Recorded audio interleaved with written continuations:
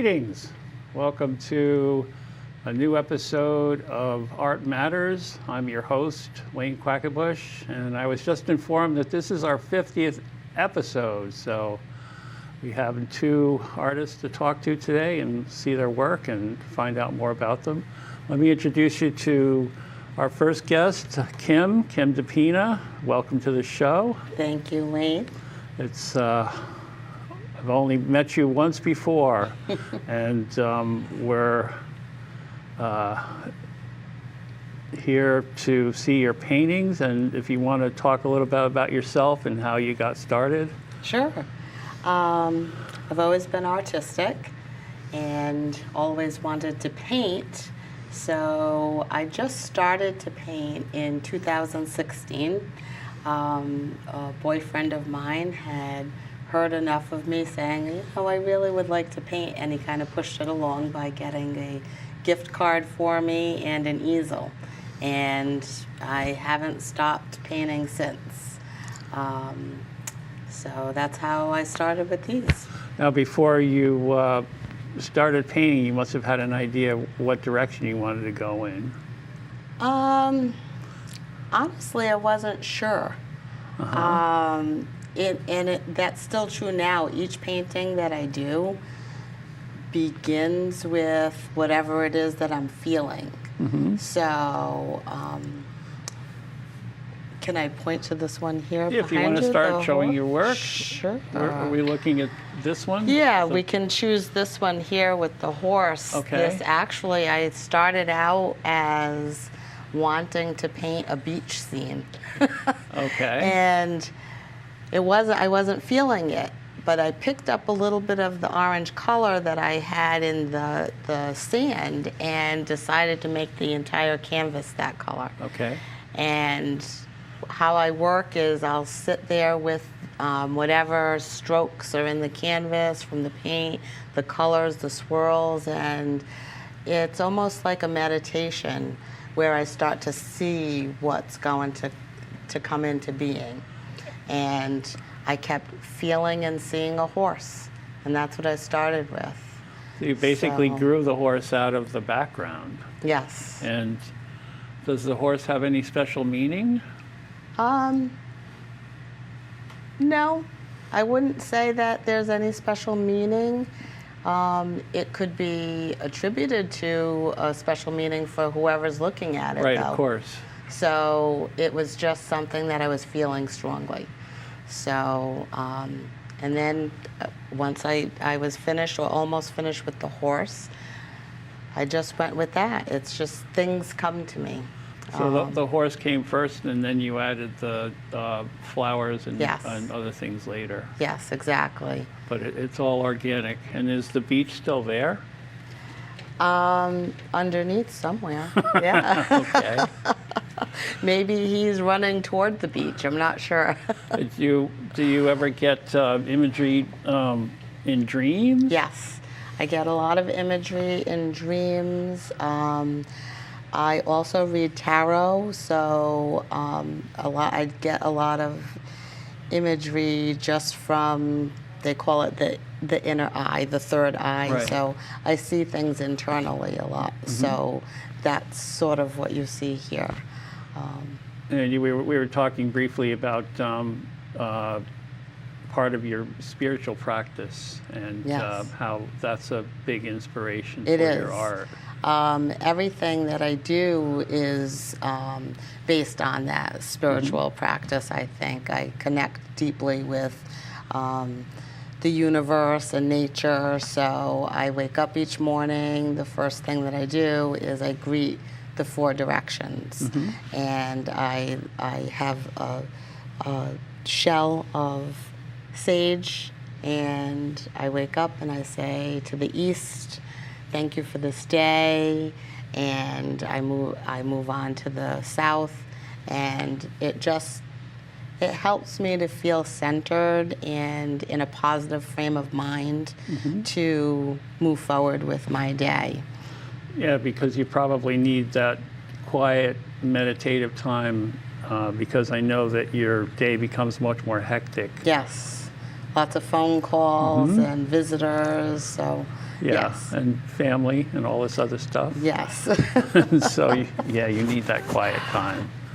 And you also pay attention to the seasons and probably the lunar. Yes, yeah. the lunar cycle. Yeah. I love the outdoors. I go walking a lot. So in a lot of my paintings, you'll see. If you want to talk about, you can talk about them in any order you want to, but we have to Sure. keep moving. Okay, yeah.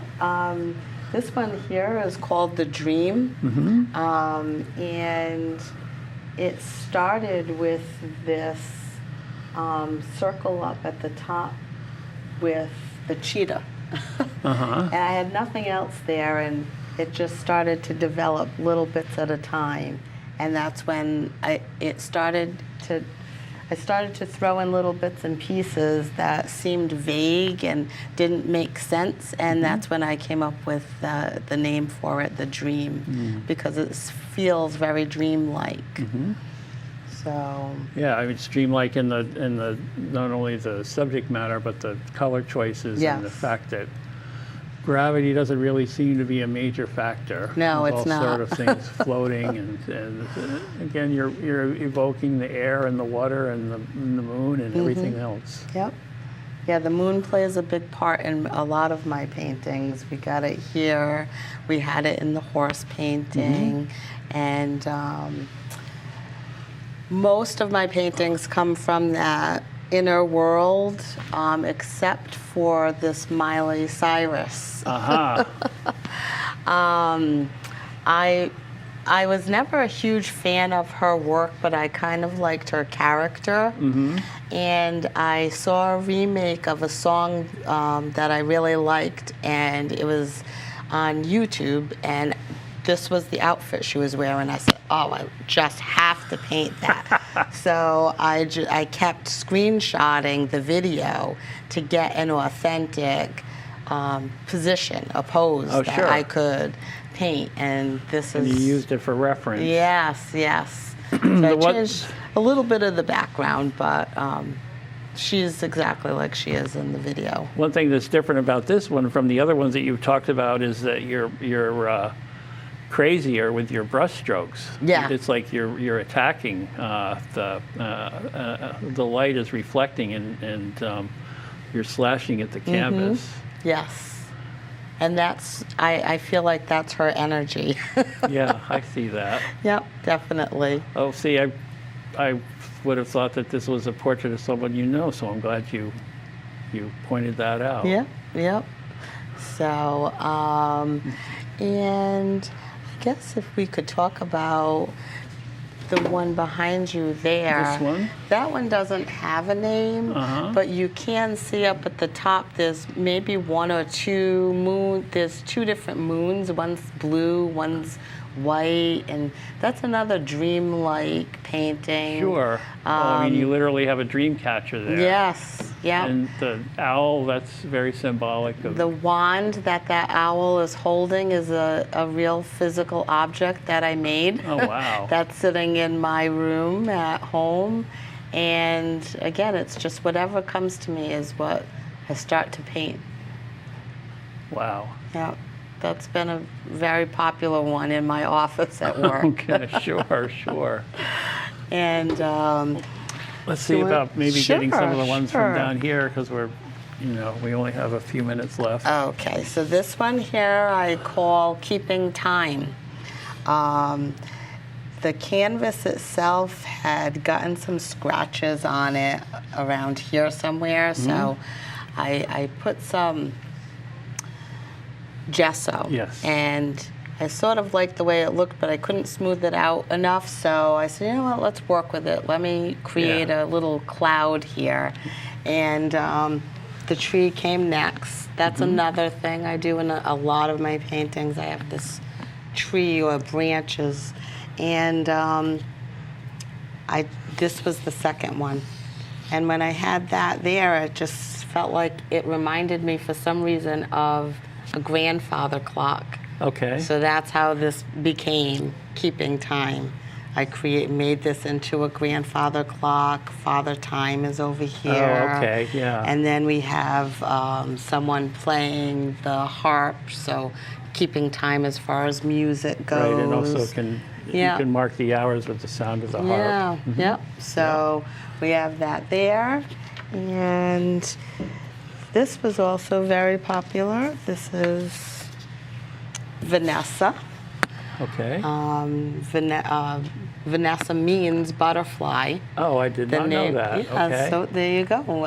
Actually, that was one of the names I was going to choose for my daughter, Vanessa Lynn, and this just came out of, the face came out of an outline I saw in one of the brush strokes. I said, oh, gee, that looks like a face looking up, and this is what it became. Wow. Thank you. And very similar, I have a few that are like that. I brought this one with me as well. This one is called Confidence. And this is the first one that I ever painted, like the last one, Vanessa, where I saw a woman's face sort of coming right out of the paint. Chin up. Yes, yeah. So this one is Confidence. Do you always work in acrylics? Yes, so far. I haven't braved oil painting yet. Yeah. I hear it's a little more... It's a different kind of a headspace, definitely. Yes, definitely. You have to be patient, and I think it gives you a little more flexibility in your color range and your effects. Yeah. Especially if you start using glazes, but... And I hear it's much more vibrant as well. It can be, sure. So eventually I'll work my way towards that. But I'm not patient, so that's one of the reasons why I haven't done it as of yet. So, well, this is also watercolor too. Yes, and this, I shouldn't say I'm not patient, because this one here has been a work in progress for about 1.5 years. Okay. As you see, my hair is mostly gray. 2 years ago, it was still dark, because I've been coloring my hair since my mid-20s. Okay. So this one, she started out with dark hair. That is me. And I decided it's time to fix her hair. And then I started taking out a few things here or there, and I had a tree behind her. I took that out. I'm not sure what I'm going to do here. So this is one of those works in progress. But during one of my sweat lodge ceremonies that I had talked to you about earlier, I had been given the name Calling Hawk. So this painting started after that ceremony, we'll say. So here's the hawk. And there's a bag there. I think those are just blessings. Oh, okay. And are you manifesting blessings by making them light, like colorful light patterns? Yeah. Okay. Yes, that's a good way to put it. Yeah. Yeah. So. Well, we might have time for one quick one, or are we? Sure. Let's see what else I have here. Oh, this is one of my favorites. It's the wishing tree. Oh yeah, I know you're a big fan of the willow tree effect. Yes. So this is the wishing tree, and I believe somewhere here on the tree itself there's a little heart shape there. This was one of my first paintings. I want to say this one was done in 2016, and it was the first one that I started to really put my own spirit and soul into it. So that's why, I mean, it doesn't... On that note, we kind of have to stop. Okay. And I want to, you can put that down. And Sure. I wanted to thank you for coming, and it was a pleasure to meet you again. Thank you. All right. It was a pleasure to be here. All right, great. Thank you. Thank you. Now we're here with Juditta Musette. Hi, Wayne. Hi, nice to meet you. And our first time ever meeting, so this is great. It is. It's lovely to be here. Yeah, Thank you. You bring in special energy already. Thank you so much. I mean, I originally saw your work on Facebook because you're pretty relentless in posting, and your stuff is whimsical and colorful and moving, I guess. Thank you. That's lovely. But that's not how you always were. Yeah, it's so interesting, and the reason why I post so much of my work on Facebook is because otherwise no one would know what I'm doing. I'm very reclusive, and I work all the time, and that just ended up being a wonderful format for me to share what I'm up to. And you're right. Did you want me to talk about this first picture I brought? You had a particular event you wanted to Well, pursue. when you invited me to come, you said it would be like a show and tell, and I thought, well, what do I have work to show and tell, but what is it that I can give a little storyline to it? So I thought I'd start by showing this first piece that I did. I went to RISD. I had from Kay, am I holding this in the right spot for you guys? You've got a vertical there, and great. You can Okay, see let's how it looks nice. on there. Yeah. This is a watercolor. I studied art at the Courier Art School from the time I was 6 till 12th grade. And I had a great opportunity there to learn how to do watercolors and ceramics. And that Shall I was just keep this up? New Hampshire, yeah, while you're talking. In New Hampshire. And that really prepared me to go to RISD. I had a good portfolio to submit, and I got early acceptance.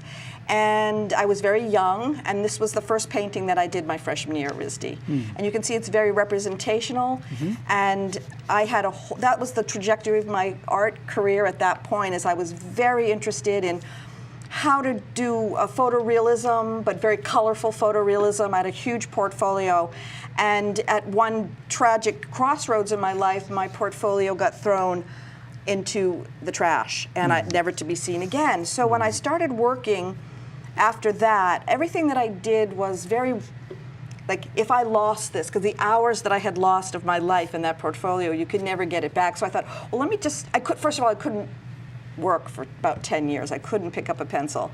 And finally I said, well, let me just start working again, and it can be fun, and it can be lighthearted, and it doesn't have to be serious, and if anything happens to it, so be it. And that's how I started developing my new sensibility in my artwork, which has continued to develop over the years. So for the period that I couldn't do my visual art anymore, I really pursued my performing arts, and I worked with Big Nazo, and I performed at the Fringe Festival, etc. And I stayed away from visual art, but then I married a wonderful person, I had a beautiful son, and I was home. I knew that if I had a son, I would be home with my child. I wasn't going to farm him out, so I started creating work at home with more like found objects and pieces from my childhood, and my whole world was inside of the four walls of my home. And I started creating these little mini universes that all existed within this little house that I was in, and when you open the doors, it's just a whole universe. Some of them are lighter, some of them are darker. I want everything to have movement. I want the colors. I started using some sparkles and reflective pieces so that as you moved, you had an interactive experience with the art. And that's how I started going down this path. This is one example.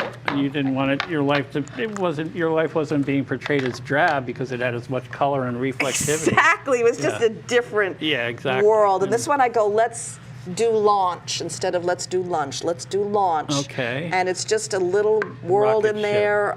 This is a little pot, cooking pot with something boiling over, a little chair. And there's the engine. It's a rocket ship. Yes. My world is launching me, even though it's all self-contained in these little tiny realities. So you're going for this photorealist effect to this kind of they call it cognitive surrealism. I like that. Yeah, very therapeutic. I was listening to your previous artist, and I can relate to a lot to what she says because it's very meditative for me too. I don't do So discipline. You seem to also have a lot of dream imagery, maybe? Or? Yeah, again, pulling from within my own mind's eye. So I thought that was interesting because there was a parallels the way she approached her work and the way I approach mine. Yeah. And so yes, a lot of imagery that comes from the surrealism of my own thinking process. Yeah. And so we went from this. I'm kind of fast forwarding. So all of this three-dimensional paint that I'm working with came from a clothing business that I ran for years, way back in the day when hand-painted sweatsuits were very popular, and I became I became like a little factory, and I realized that wasn't for me. I did not want to be a factory. Is this fabric paint, or is it? You see the 3D paint? It's a form of acrylic, right? It's all my work is acrylic. Yep. I'm allergic to oil-based anything, so I naturally, and I would come from a watercolor base. You know, that was my training. Yeah, sure. So this is very natural for me, but the addition of all of this texture, I just, you know, when I used to go to the museum as a kid, you can't touch the paintings, and I used to just want to so desperately. Oh yeah, you get in big trouble. I was trouble.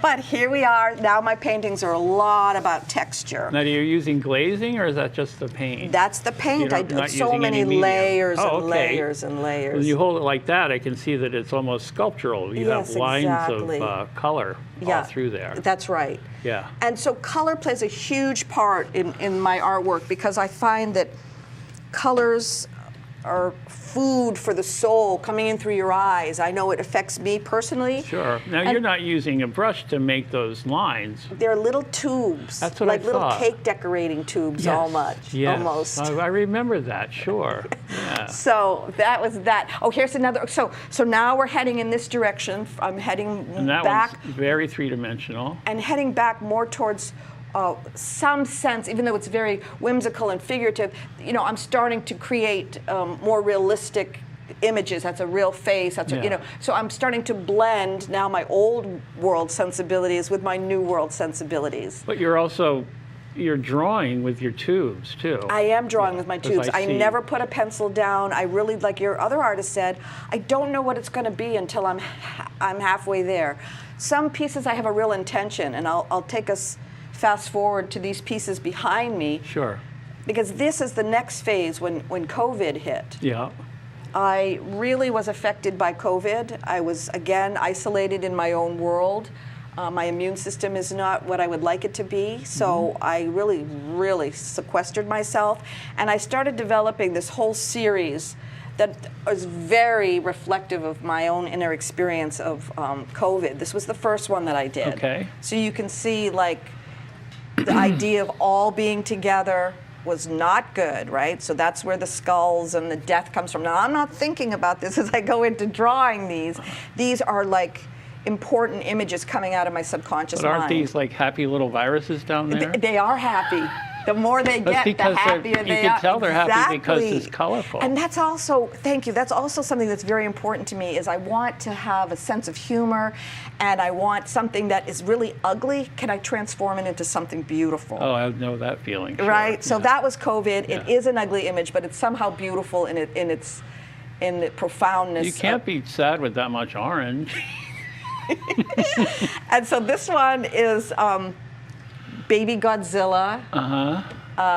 Nothing's Coming Up Roses. So this is now, I really liked these. I had a whole series of where there's these little mini planets or mini worlds. And this world had potential to be all roses, but little baby G comes along and just gonna stomp the S-H-I-T Yeah, but us. But he's a lovable little guy. We'll call him Tadzilla. He's Baby G. Are you using an underpainting? Are you putting down a color and then painting over it? Yes, I am. And the underpainting over and over and over and over. There's so many layers. But what's your base? What's your base color? Nothing. There's no formula to it. Okay, I know. But I mean, I knew I wanted to do something lush that represented life.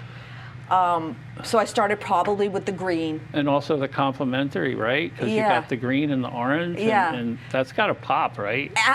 For me, yes. And I'm not using my scientific mind to create these colors. These are just like, ooh, the richer, the brighter, the denser, give it the meat. but it's still fun and playful. Yes. So then the next in the series, we did this one, which is, as you can see, things are opening up now, and there's hope, right? The bird is taking off from this thing that was once like this. We're now here. So there's already a transformation as the months and years go by. And then this series. But you're also somehow more liquidy, like it's things breaking are up. It's combining. becoming more fluid. And, These look like healthier blood cells, or they're growing, and growth is positive. Yeah. For health. So I can see already I'm making a positive coming out of it. And again, you're using your paint to draw all the featherings and things. Yes. And I can't do it without that anymore. Every piece I do, I have to have those. I buy them now. I had a backload of the old. And am I seeing glitter in here too? Yes, you are seeing glitter right along the horizon. Yeah, okay. Horizon. All this is glitter. As a matter of fact, if you can get, I'm gonna break your microphone. Even this, like, can you see the glitter coming off the atmosphere? That's fabulous. Thank you. Yes. Thank you so much, Wayne. So I put a lot of thought into these paintings, but it's not like scientific, logical thinking. So I created now, I have these big 50 by 55 inch canvases, which are my favorite. And as I said, I drive a little electric car and I couldn't bring them. Now, are you stretching them yourself, or no? You get them pre-stretched? Big ones. How do you get them home?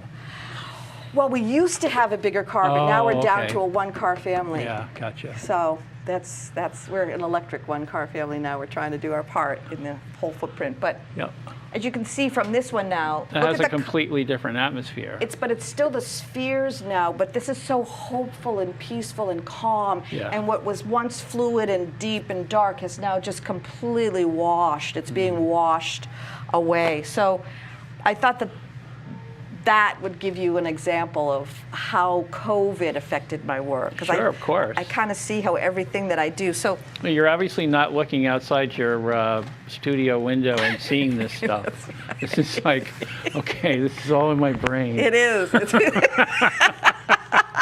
Only another artist can relate to that, right, Wayne? I'm well aware. Oh my gosh. So I thought what I would show you for the last little show and tell part is these are 3 paintings that I'm working on simultaneously right now. This was the first. One at a time and realize we have about a minute left. Okay, so this was the first one. Did we not see that online? I did give you that online. I think I've given you all 3 of these online. And it's still a work in progress because these layers have to dry. So this is the second one that I'm working on at the moment. And as one layer gets dried and completed, I go to this one. So it's always like. Are you going back in and working on these shapes and then adding? God, what are those things? Nonpareils? Isn't those silver balls you get? I used to love to decorate cupcakes with. Yeah, you could probably throw some of those and some on of it, there. I call it eye candy because you do kind of want to eat them. People do eat them, and I guess you can eat them. But why introduce heavy metal into your diet? I don't know. Yeah, we get enough from the atmosphere. Exactly. This is the last one that I'm working on currently, and it's called Rose-Colored Glasses. Okay, I'm getting like Peter Max hippie type stuff. Yeah, great. Yeah. I find these series of portraits, they're all women, and they're all kind of superheroes in my mind. Sure, of course. And all right. That's it. That's it. Thank you so much. Juditta, it's such a pleasure. So really fun. So much fun having you here. Thanks. Thank you for telling everybody that art matters. That brings us to another episode end, and keep watching, and we'll see you next time. Ciao.